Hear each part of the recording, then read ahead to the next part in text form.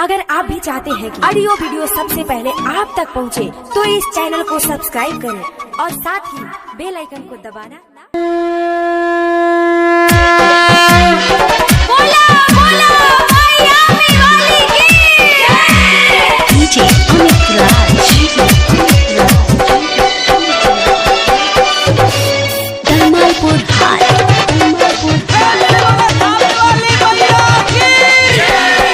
चढ़ल दशहरा लागल बाटे मेहला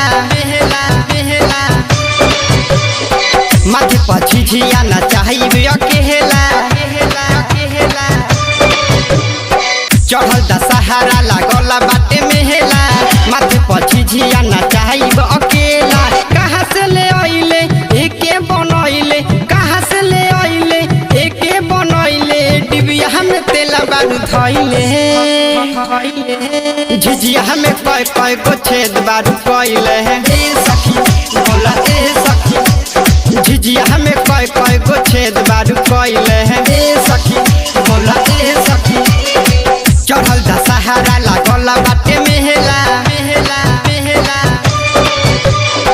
माथे पर झिझिया ना चाहिए अकेला। चढ़ल दशहरा लागल बाटे मेहला माथे पर झिझिया ना चाहिए अकेला। कहाँ से ले आइले एके बनैले, कहाँ से ले आइले एके बनैले, डिबिया में तेल बारू धैले।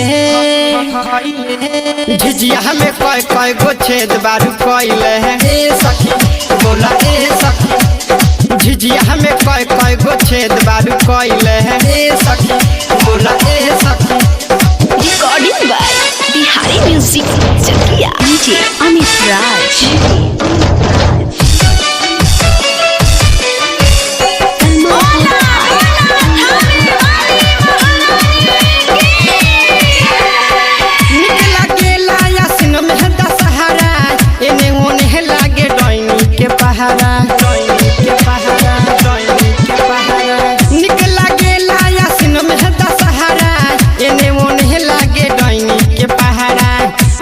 चलो सखी काजर लगाली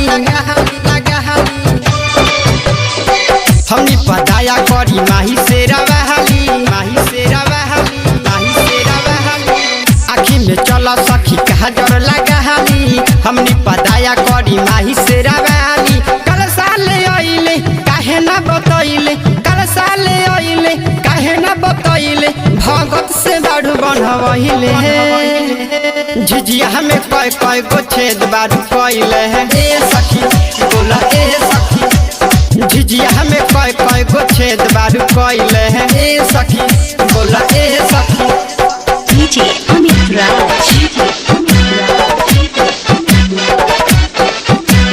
धर्मपुर हाट।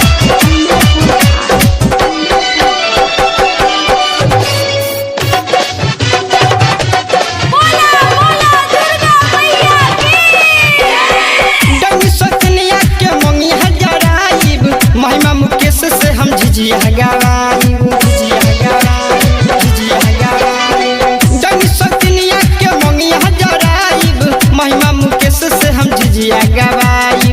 चला न सखी देवी माही के दुआरी राहुल पर मधु संगे आवे नारा नहरी। चला न सखी देवी माही के दुआरी राहुल पर मधु संगे आवे नारा नहरी। बतिहर लगैले दियरी जरैले, बतिहर लगैले दियरी जरैले, राजन के बारू बोलहिले। झिझिया में कय गो छेद बारू कइले ए सखी बोला ए सखी। झिझिया में कय गो छेद बारू कइले ए सखी बोला ए सखी। चढ़ल दशहरा लागल बाटे मेहला माथे पर झिझिया ना चाहिए अकेला। चढ़ल दशहरा लागल बाटे मेहला माथे पर झिझिया ना चाहिए अकेला। कहाँ से ले आइले एके बनैले, कहाँ से ले आइले एके बनैले, डिबिया में तेल बारू धैले। झिझिया में कय गो छेद बारू कइले ए सखी छुजिया में कय गो छेद बारू कइले हैं ए सखी बोला ए सखी। मिक्स बॉय बिहारी म्यूजिक चकिया।